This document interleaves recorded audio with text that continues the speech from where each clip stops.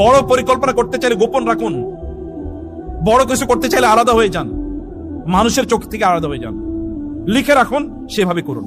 আপনি প্রকাশ যখন করে দেন তখন আর ওই কাজটা হয় না, তখন আর ওটা করতে পারেন, কারণ শয়তান আছে, শত্রুরা আছে এবং মানুষের চোখ আছে। স্বপ্ন দেখুন, স্বপ্নটা নিজের মাঝে রাখুন। বাচ্চাদের কিনা স্বপ্ন দেখুন, নিজের মাঝে রাখুন, বলে বলে বেড়াবেন। নেয়ামতের কথা এত বেশি বলতে নাই, আল্লাহ শুকর দেখুন। সাবধান, শব্দ উচ্চারণ ইজ ভেরি ইম্পর্টেন্ট। শব্দ উচ্চারণ যেমন এই যে মায়েরা অনেক সময় রাগান্বিত হয়ে তোমারে দিয়ে কিচ্ছু হবে না, বাবারে দিয়ে বলছে তুই যে হাল চাষ কর, ও পরে হাল চাষই করবে। কারণ আপনি কেন কথা বললেন? ছেলে বলছে হে আমার প্রিয় বাবা, এবার বাবা বলতেছে হে আমার প্রিয় সন্তান। ইয়া বুনাইয়া, নট ইয়া ইবনি। ইবনুন মানে সন্তান, ছেলে, কিন্তু বুনাইয়া মানে হচ্ছে প্রিয়তম সন্তান। হে আমার প্রিয়তম সন্তান, লা তাকসুস রুইয়াকা আলা ইখওয়াতিকা ফায়াকিদু লাইকা কাইদা। তোমার স্বপ্নের কথা তোমার ভাইদেরকে বলো না, তোমার ভাইরা তোমার বিরুদ্ধে চক্রান্ত করতে পারে। বাবা দেখে দূরদর্শী হওয়া লাগে, মা দেখে দূরদর্শী হওয়া লাগে। দেখতে হয় যে কি হতে পারে, কি কি সম্ভাবনা আছে, এটা দেখতে হয়। কেবল সন্তান জন্ম দেওয়ার মধ্যে কোনো সফলতা নেই। সন্তান কিন্তু গরু ছাগল জন্ম দেয়, ওই বনের প্রাণীগুলো সন্তান জন্ম দেয়। সন্তান জন্ম দেওয়ার মধ্যে কোনো এর মধ্যে কোনো সফলতা নাই, এর মধ্যে কোনো অর্জন নাই, বড় অর্জন নাই। বড় অর্জন হলো আপনি তাদেরকে মানুষ বানাইছেন কিনা। কারণ ওরা তো আল্লাহর বান্দা হিসেবে দুনিয়াতে এসে, ওরা ইনোসেন্ট হিসেবে দুনিয়াতে এসে, আমরা তাদেরকে ইনোসেন্ট হিসেবে রাখতে পারছি কিনা, আমরা ওদেরকে ভালো মানুষ বানাতে পারছি কিনা, ওদেরকে সফল মানুষ বানাতে পারছি কিনা, এটা হচ্ছে আমাদের জন্য দেখার একটা বড় ইস্যু। এখানে এই বাচ্চারা, আপনাদের বাচ্চারা আছে, আপনাদের বাচ্চারা কিন্তু মানব জাতির জন্য দায়িত্বপ্রাপ্ত, মানব জাতির মুক্তির জন্য দায়িত্বপ্রাপ্ত। একটা মুসলিম বাচ্চা মানে কি গোটা মানব জাতিকে মুক্তির দেয়ার মধ্যে সেই সামর্থ্য নিয়ে তারা আসে। কিন্তু পিতামাতা তাদেরকে বলেছেন বাবা মা তাকে ইহুদি বানায়, খ্রিস্টান বানায়, অথবা কি মূর্তি পূজক, অগ্নি পূজক বানায়, পিতামাতা বানায়, মাজুসি বানায়। এটা পিতামাতার ব্যর্থতা, তাদের দায়। বাবা বললেন তোমার তোমার এই ঘটনাটা তুমি তোমার ভাইদেরকে বলো না। ফায়াকিদু লাইকা কাইদা, কারণ কি ইন্না শাইতানা লাকুম আদুউম মুবিন, কারণ শয়তান তো লিল ইনসানি আদুউম, শয়তান তো আছে, শয়তান বড় শত্রু, শয়তানটা বড় দুর্ঘটনা ঘটিয়ে ফেলবে। আমরা দেখুন প্রিয় বোনেরা, আপনারা যখন আপনার স্বামীদেরকে নিয়ে গিয়েছেন কোনো একটা চাইনিজ হোটেলে, অথবা কোথাও ঘুরতে গিয়েছেন, কক্সবাজারে গিয়েছেন, অথবা আপনি গিয়েছেন দেশের বাইরে, যত জায়গায় যান সব ছবি তুলে কিছুক্ষণ পর পরে সোশ্যাল মিডিয়াতে দেন। কারণ কি, ঘটনা কি, এটা একটা হ্যাপি মোমেন্ট। আপনি কি সারা বছরই হ্যাপি থাকেন নাকি? আপনি কি প্রতিদিনই খাইতে যান ইয়েতে কোনো ভালো রেস্টুরেন্টে? আজকে এখানে এসছেন ইমানুয়েলসে, এখন এখানে ছবি তুলে সোশ্যাল মিডিয়াতে দেবেন। আপনি কি প্রতিদিন এখানে আসেন নাকি? আপনার হ্যাপি মোমেন্ট গুলো কেন অন্যদের সাথে শেয়ার করেন? আপনি জানেন না মানুষের চোখ লাগে, আপনি জানেন না মানুষের মুখ লাগে। রাসূল বলেছেন আইন হকুন। আপনারা এখন বলেন আপনাদের বাচ্চাগুলো দুষ্ট হয়ে যাচ্ছে। আপনাদের বাচ্চাগুলো কেন দুষ্ট হয়ে যায়? মানুষের চোখ লেগেছে, আপনি জানেন না তো। আপনি তার সুন্দর ছবিটা সোশ্যাল মিডিয়াতে দিয়ে দিয়েছেন, 10 জন লোক আছে এটা দেখার পরে লোক চোখ লেগে দিয়েছে। চোখ কি কেবল সামনাসামনি লাগে? চোখ কি দূর থেকে লাগে না? চোখ দূর থেকেও লাগে। এটা কেন আপনি দেবেন? আপনি সুন্দর করে জামা কাপড় পরে এরপরে সোশ্যাল মিডিয়াতে একটা ছবি দিয়ে দিলেন, কেন? কারণটা কি? অন্যের চোখ লাগতে পারেন, আপনি অসুস্থ কেন জানেন না? রাসূল সাল্লাল্লাহু আলাইহি ওয়াসাল্লাম বলেছেন মানুষের মুখ মানুষকে একেবারে ওই যে পর্যন্ত নিয়ে যায়, কবর পর্যন্ত নিয়ে যায়। যেমনি ভাবে কোন যদি উট আপনি জবাই করেন, ওই উটের মাংস ডেক্সি পর্যন্ত যায়, পাতিল পর্যন্ত যায়, এরকম নিয়ে যায়। সৈয়াদিস রাসূল সাল্লাল্লাহু আলাইহি ওয়াসাল্লাম মুখ লাগানোর ব্যবস্থা করবেন, এগুলো শেয়ার করবেন না। মানুষের সব মোমেন্ট হ্যাপি না, আপনার দুঃখের কষ্টগুলো তো আপনি বলেন না, তাহলে আপনার সুখের মোমেন্ট গুলো আপনি বলবেন না।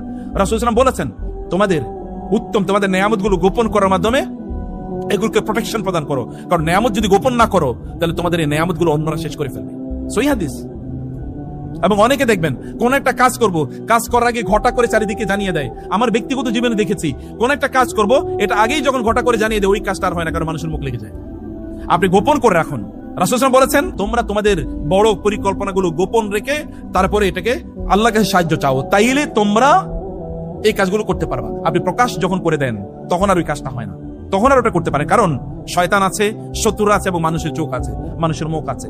তিনি বললেন তোমার ভাইদেরকে বলো না, তারা আপন ভাইদেরকে বলো না। আর আপনারা কার কাছে বলেছেন? সোশ্যাল মিডিয়াতে সব আপনার বন্ধু, তা তো না। আপনি যে এখানে দিচ্ছেন সব কি আপনার বন্ধু? এবং এই কারণে দেখবেন আপনারা দেখেন নাই যে কিছুদিন আগে বিভিন্ন জায়গায় এরকম দেখা যায়, স্বামী স্ত্রী খুব ভালোভাবে জীবন যাপন করতেছিল, এই সকল ছবি সোশ্যাল মিডিয়াতে দিয়েছে, কয়েকদিন পরে ডিভোর্স হয়ে গেছে। কেন যে ডিভোর্স হয়েছে কেউ জানে না, এমনকি গতকালও জানতাম না যে তারা ডিভোর্স হয়ে যাবে, আজকে ডিভোর্স হয়ে গেছে। অসংখ্য ঘটনা আমি এরকম জানি, অসংখ্য। আমাদের কাছে এগুলো তথ্য আছে।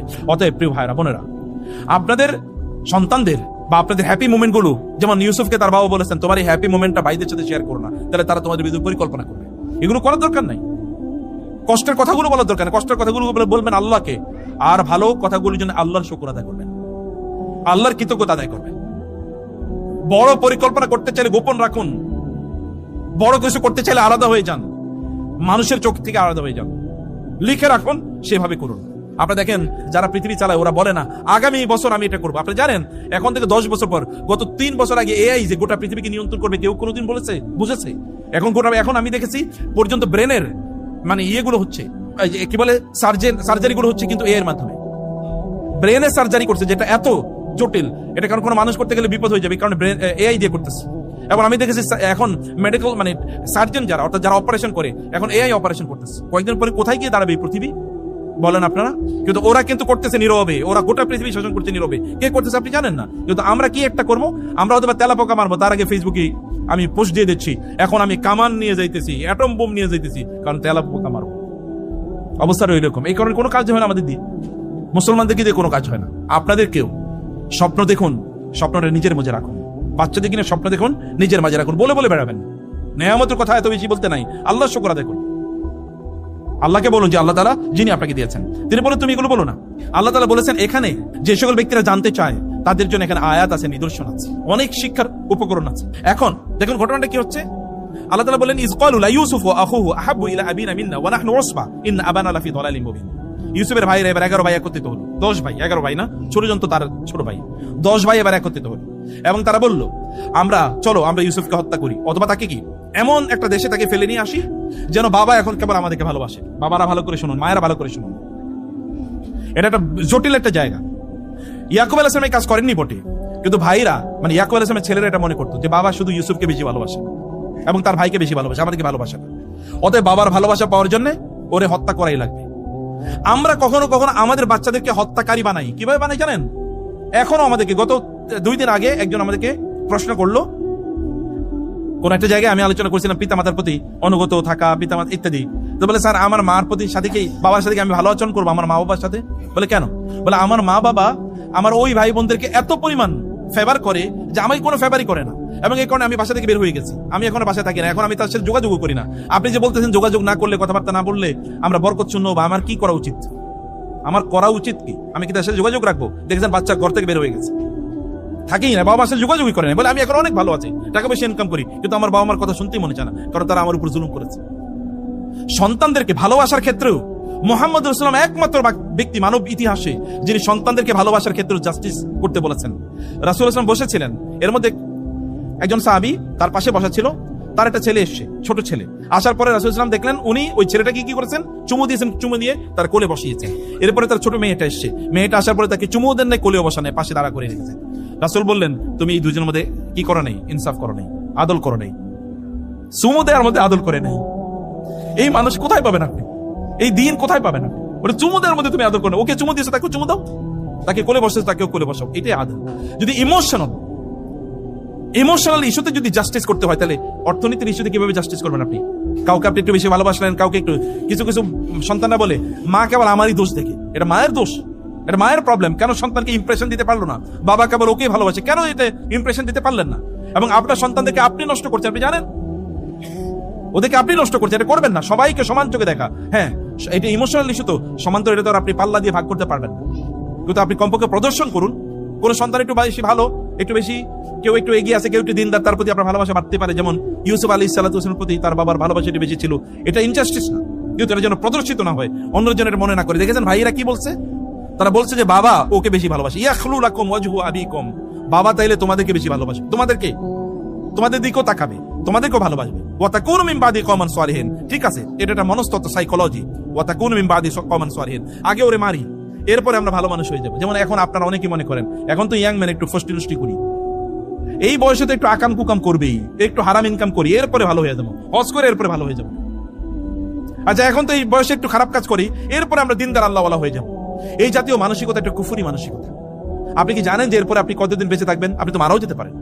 কয়েকদিন গতকাল দেখেছেন না ভাইরাল নিউজ, সৌদি যুবরাজ নাকি কি ওই যে কোথায় ইংল্যান্ডে কোথায় যেন মদ খাইতে গিয়ে মারা গেছে। আমি জানি না, বাংলাদেশের নিউজেরও তো বিশ্বাস করার কোনো কারণ নেই, কিন্তু এরকম ঘটনা বিভিন্ন জায়গায় ঘটতেই পারে, যে এরপরে আমরা ভালো হয়ে যাব।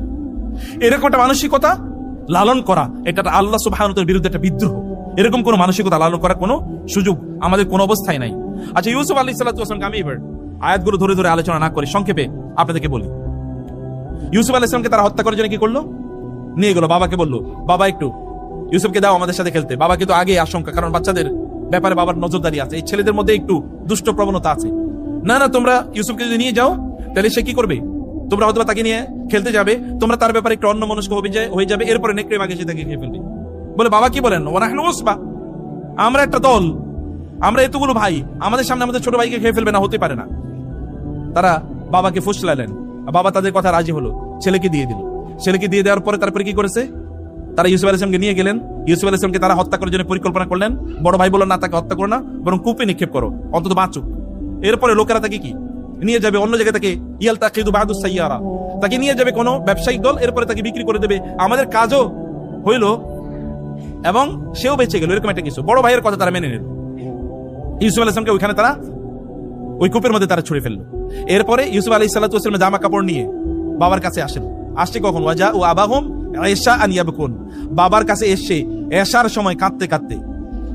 কখন আসছে, এশার সময় কাঁদতে কাঁদতে। প্রত্যেকটা শব্দ কোরআনের, প্রত্যেকটা শব্দ আমাকে ক্লু দেয়, এটাই কোরআনের নলেজ। আপনাদের বাচ্চারা যদি এশার সময় রাতের অন্ধকারে অথবা সন্ধ্যার পরে বাসায় আসে তাহলে বলবেন অলরেডি লস্ট। এগুলো একটাও নাই, এগুলো সব অলরেডি কি শয়তানের খাবারে পরিণত হয়েছে। আপনার সন্তান সন্ধ্যার পরে বাসায় কেন আসবে বলেন, তার কাজ কি, সে কেন সন্ধ্যার পর পর্যন্ত বাসায় থাকে? সন্ধ্যার পরে আপনি জানেন না, রাসূলুল্লাহ সাল্লাল্লাহু আলাইহি ওয়াসাল্লাম বলেছেন সন্ধ্যার পরে যখন সন্ধ্যা নামে তখন চারিদিকে শয়তানগুলো ছড়িয়ে পড়ে, এবং আপনি জানেন না দরজাগুলো বন্ধ করে দিতে হবে বিসমিল্লাহ বলে। এই যে বন্ধুকে বলছি, ঘরের দরজাগুলো বিসমিল্লাহ, জানালা দরজা বিসমিল্লাহ বলে বন্ধ করে দেবেন, তাইলে আর শয়তান এরপরে সন্ধ্যার পরে এরপর আবার আধা ঘন্টা পরে খুলে দেন, কোনো সমস্যা নেই, তখন আর শয়তান প্রবেশ করতে পারবে না, কারণ ওই সময় শয়তানগুলো চারদিকে ছড়িয়ে পড়ে। আপনার সন্তান সন্ধ্যায় কেন, সন্ধ্যার পরে কেন বাসায় আসে? ও আড্ডা দিল কোথায়, কিসের পড়াশোনা করেও যে সন্ধ্যার পরে সে বাসায় আসে? দেখেন না সন্ধ্যার পরে কে বাসায় এসছে, ও ভাইয়েরা হত্যা করে তারপরে এসছে। এবং 2 নম্বর এসছে কি, ইয়াবকুন, কাঁদতে কাঁদতে। দেখবেন একদল লোক কথায় কথায় কাঁদে, এটা একটা দুষ্টামি। কথায় কথায় যেগুলো কাঁদে এগুলো দুষ্ট, কারণ কাঁদার তো একটা সিস্টেম আছে। দেখবেন কোনো কথায় না, এটা হলো তার এজেন্ডা। মূলত কি কান্না করে সে তার এজেন্ডা বাস্তবায়ন করতে চায়। দেখবেন আমাদের দেশে এরকম কিছু লোক ছিল নেতৃত্ব পর্যায়ে, কথায় কথায় কাঁদতো, এটার কান্নার ভান করতে, এগুলো সবগুলো শয়তান ছিল। এই জাতীয় কাজ আপনি আপনার যদি কোনো পয়েন্ট থাকে সেটাকে আপনি প্রুভ করবেন, প্রমাণ করবেন, কিন্তু এটা কান্নার কি আছে? কান্নার কি আছে?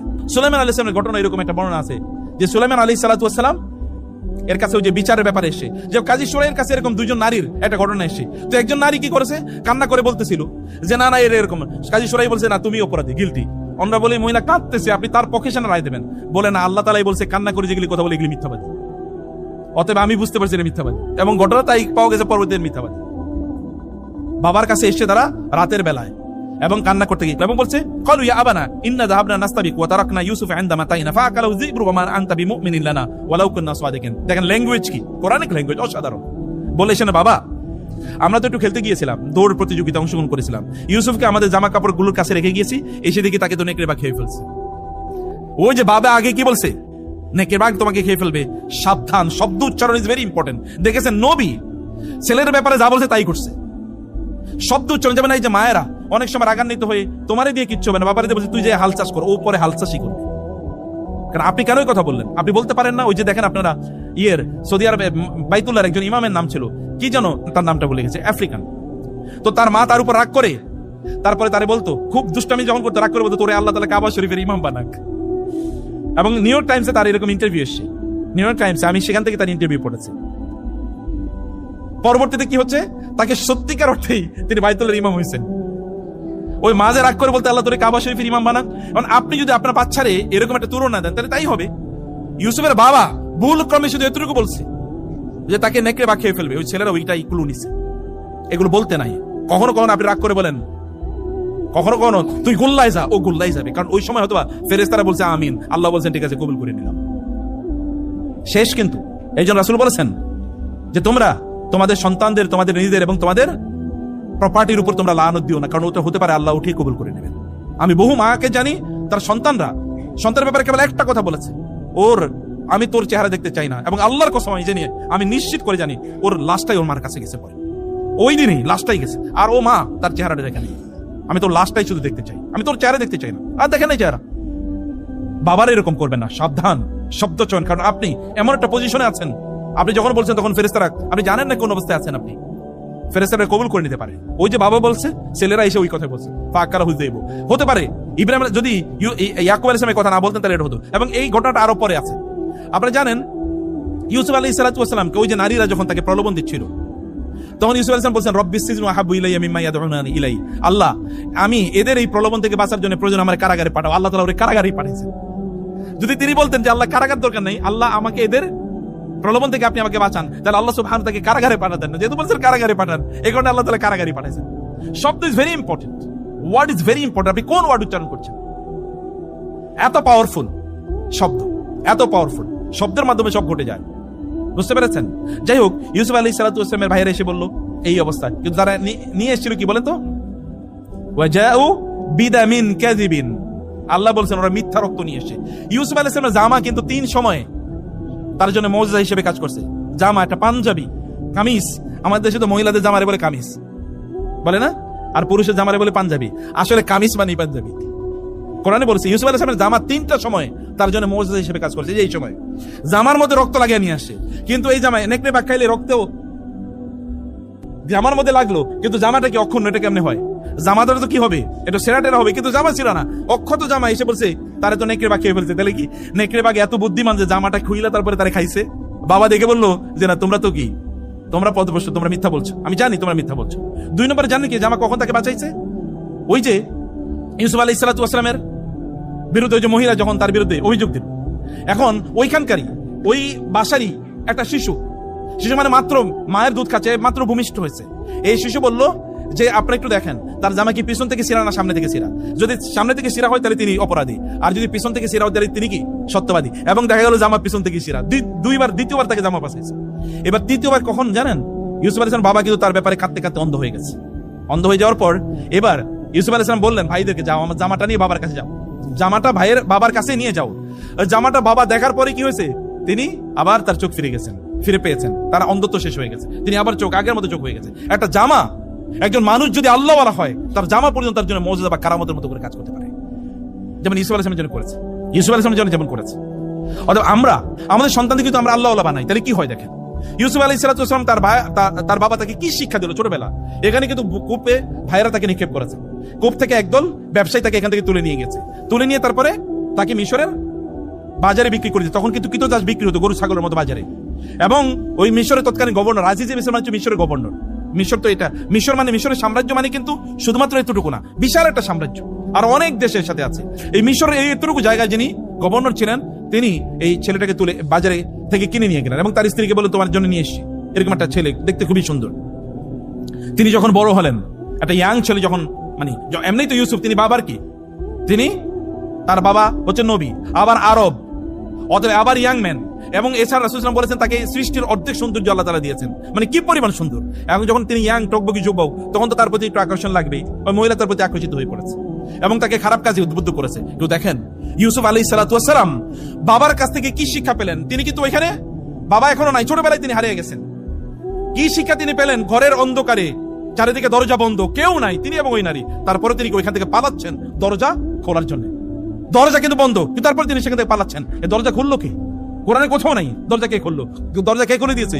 ফেরেশতারা তার জন্য আল্লাহ তাআলা ব্যবস্থা করে দিয়েছেন। তিনি দৌড়াচ্ছেন, টাস টাস করে দরজা খুলে যাচ্ছে। রাজপ্রাসাদের দরজা, অনেক দরজা, এবং অন্দর মহলে তিনি তাকে নিয়ে গেছেন। সেখান থেকে তিনি বের হয়ে যাচ্ছেন।